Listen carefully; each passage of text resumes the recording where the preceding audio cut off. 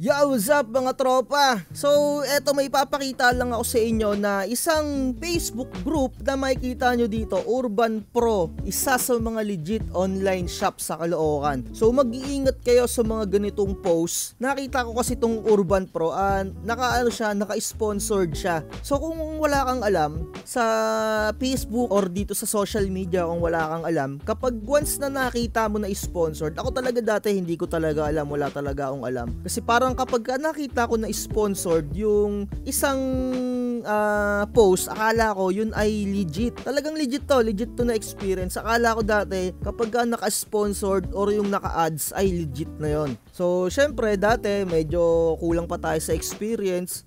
Ayun yung mga ginagawa ng mga scammer, no? Ganun yung ginagawa ng mga scammer. Kapag ikaw wala kang alam, makikita mo, naka-ads to, mukhang legit to. So, if it's too good to be true, scam yun, no? Fraud yun. Ibig ko sabihin, ito yung nakikita nyo sa screen. Nagtitinda daw sila ng Epson printers na Epson 120, 2,000 mo lang mabibili. At Epson 121, 3,000 mo mabibili. Epson 3210, 4,500. No? So kung ganyan kababa yung mga printer, ay mag-ingat-ingat na kayo. No? Mag-ingat-ingat na kayo dahil hindi totoo yan. Yan yung mga scam. So kung nauuto ka at 2024 na, nauuto ka pa rin, ay bago-bago ka na. Sana mapanood nyo yung channel ko kung bagong-bago ka pa sa social media. Kagaya nito, ang dami pa rin naghahaw. Ayun, ang daming naghahaw. COD po, location nyo po. Ayun, nagre-reply, PM, location please. Ang dami pa rin nagko-comment. 2024 na, nauuto pa kayo ng mga ganito. Ayun, ang dami, location, details, location. So, eto naman talagang clearly na scam ng mga ganito. Kasi ayun, napakamurang mga printer. Walang ganyan mga droba. Walang mga ganyang mga printer. So, good luck na lang sa inyo kung makakabili kayo ng ganito. 3210, 45. Ayun, good luck, no? So, kung ganyan, tawag nito, kung meron talaga tong store, edi goods, talagang, pero too good to be true to. So, mag-iingat kayo ng ganito. So, basta mag-iingat kayo sa mga ganito, mga presyuhang ganito. Epson 1210, ayan, 7,000. Epson 1300, 13,900.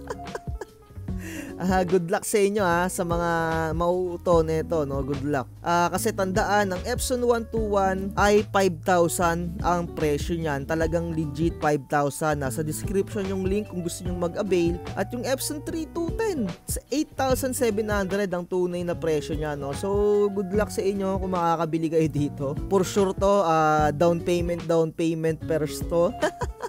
Ayun, tandaan nyo, ginagawa ko tong video natin, ginagawa ko etong mga content ko dito sa aking YouTube channel para maiwasan yung mga nauuto na tao at yung mga nagogoyo. Ayun, ang daming no? Eto, baka etong apat na to, mga nauto na to.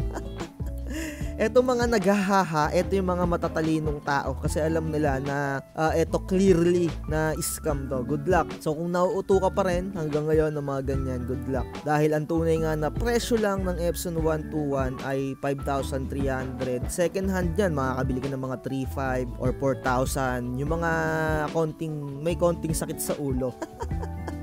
So, eto, 3210, hindi ako nagsasawa na magsabi sa inyo ng mga tunay na presyo dahil konti pa lang yung nakakapanood sa atin ng mga baguhan. So, kung baguhan ka at napanood mo yung channel ko na to, makikita mo dito kung magkano yung mga tunay na presyo ng mga produkto tungkol sa mga printing. Eto, clearly, it's too good to be true, ay good luck. So, ayun, dito na natin tatapusin yung video natin na to. Salamat nga pala sa mga subscribers natin. Road to 5,000 na tayo na subscribers. Ayun, like, share, and subscribe. Sa lahat ng kwento, ikaw ang bida.